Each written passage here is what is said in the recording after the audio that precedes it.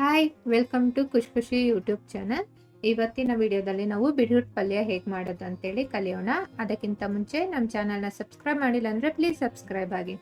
ಪಲ್ಯ ಮಾಡೋದಕ್ಕಿಲ್ಲಿ ಅರ್ಧ KG ಆಗಷ್ಟು beetroot ತೊಗೊಂಡಿದ್ದೀನಿ. ಈರುಳ್ಳಿ 2, ಕಡಲೆಬೇಳೆ 1 ಸ್ಪೂನು, ಉದ್ದಿನಬೇಳೆ 1 ಸ್ಪೂನು, ಕರಿಬೇವು ಸ್ವಲ್ಪ, 5ರಿಂದ 6 ಕೆಂಪು ಮೆಣಸಿನ್ಕಾಯಿ, ಇಂಗು ಸ್ವಲ್ಪ, ಅರಿಶಿಣ ಚಿಟಿಕೆಯಷ್ಟು, ಸಾಸಿವೆ ಅರ್ಧ ಸ್ಪೂನು, ಉಪ್ಪು ಹಾಗೂ ಎಣ್ಣೆನ ತಗೊಂಡಿದ್ದೀನಿ. ಈಗ ಒಂದು ಕುಕ್ಕರ್ನಲ್ಲಿ ಈ ರೀತಿಯಾಗಿ ಬೀಟ್ರೂಟ್ ಹೆಚ್ಕೊಂಡು ಹಾಕೊಳ್ತಾ ಇದ್ದೀನಿ. ಬೀಟ್ರೂಟ್ನ ಹೆಚ್ಚಿರೋದ್ರಿಂದ ಕುಕ್ಕರ್ನಲ್ಲಿ ಬೇಯಿಸ್ಕೊಳ್ತಾ ಇದ್ದೀನಿ ಬೇಗ ಆಗಲಿ ಅಂತೇಳಿ. ಬೀಟ್ರೂಟ್ ಮುಳುಗುವಷ್ಟು ನೀರು ಹಾಕೊಂಡು ಹಾಗೂ ಸ್ವಲ್ಪ ಉಪ್ಪನ್ನ ಸೇರಿಸ್ಕೊಂಡು ಕಲಿಸ್ಕೊಳ್ತಾ ಇದ್ದೀನಿ.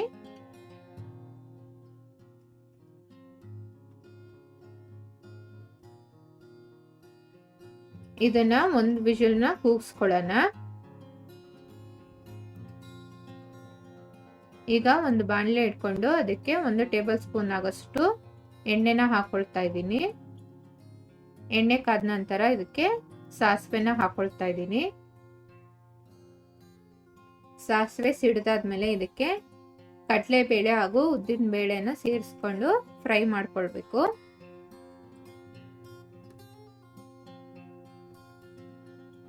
ಹಾಗೆ ಇದಕ್ಕೆ ಕೆಂಪು ಮೆಣಸಿನ್ಕಾಯಿ ಮತ್ತೆ ಕರಿಬೇವನ್ನ ಸೇರಿಸ್ಕೊಳ್ತಾ ಇದ್ದೀನಿ.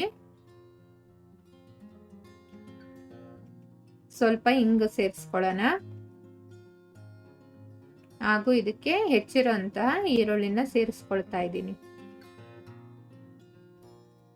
ಇದನ್ನ ಕ್ಲೀನ್ ಆಗಿ ಫ್ರೈ ಮಾಡ್ಕೊಳ್ಬೇಕು. ಬೀಟ್ರೂಟ್ನ ನೀವು ತುರ್ಕೊಳ್ಬೇಕಾದ್ರೂ ಮಾಡ್ಕೊಳ್ಬೋದು. ಇಲ್ಲಿ ನಾನು ಆ ರೀತಿಯಾಗಿ ಕಟ್ ಮಾಡಿರೋದ್ರಿಂದ ಕುಕ್ಕರ್ನ ಬಳಸ್ತಾ ಇದ್ದೀನಿ ಬೇಗ ಆಗ್ಲಿ ಅನ್ನೋ ಒಂದೇ ಒಂದು ಕಾರಣಕ್ಕೆ. ಈಗ ಕುಕ್ಕರ್ ಸಹ ವಿಷಲ್ ಹೋಗಿದೆ, ಬೀಟ್ರೂಟ್ ಸಹ ಬೆಂದಿದೆ. ಬೆಂದಿರುವಂತಹ ಬೀಟ್ರೂಟ್ನ ಸೇರಿಸ್ಕೊಳ್ತಾ ಇದ್ದೀನಿ. ಕ್ಲೀನ್ ಆಗಿ ಮಿಕ್ಸ್ ಮಾಡ್ಕೊಳ್ಳೋಣ. ನಾವು ವಿಷಲ್ ಹೊಡ್ಸಿಲ್ಲಂಗಿದ್ರು ಹಾಗೆ ಹಾಕ್ಕೋಬಹುದು, ಆದ್ರೆ ತುಂಬಾ ಟೈಮ್ ಹಿಡಿಯುತ್ತೆ ಮತ್ತೆ ಗ್ಯಾಸ್ ಸಹ ವೇಸ್ಟ್. ಹಾಗಾಗಿ ಕುಕ್ಕರ್ನಲ್ಲಿ ಒಂದೇ ಒಂದು ವಿಷಲ್ ಹೊಡ್ಸ್ಕೊಂಡಿದ್ದೀನಿ ಅಷ್ಟೇ. ಕ್ಲೀನ್ ಆಗಿ ಮಿಕ್ಸ್ ಮಾಡ್ಕೊಳ್ಬೇಕು.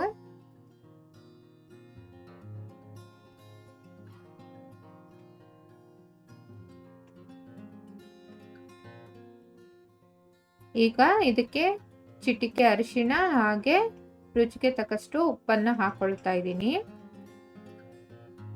ಕ್ಲೀನ್ ಆಗಿ ಮಿಕ್ಸ್ ಮಾಡಿಕೊಂಡು ನೀರೆಲ್ಲ ಹಿಂಗೋವರೆಗೂ ಫ್ರೈ ಮಾಡ್ಕೊಂಡ್ರೆ ಬೀಟ್ರೂಟ್ ಪಲ್ಯ ರೆಡಿ ಆಗುತ್ತೆ. ಬೀಟ್ರೂಟ್ನ ಬೇಯಿಸ್ಕೊಂಡ್ವಿ ಅಂದ್ರೆ ಕೇವಲ ಒಂದು 5 ನಿಮಿಷಗಳಲ್ಲೇ ಬೀಟ್ರೂಟ್ ಪಲ್ಯ ಬೇಗ ಆಗೋಗುತ್ತೆ. ಇದು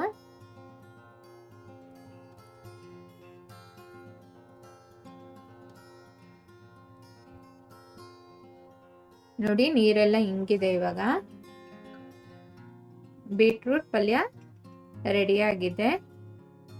ನೋಡಿದ್ರಲ್ಲ ಎಷ್ಟು ಈಸಿಯಾಗಿ ಹಾಗೂ ಬೇಗನೆ ಮಾಡ್ಕೊಳ್ಬೋದು ಅಂತೇಳಿ.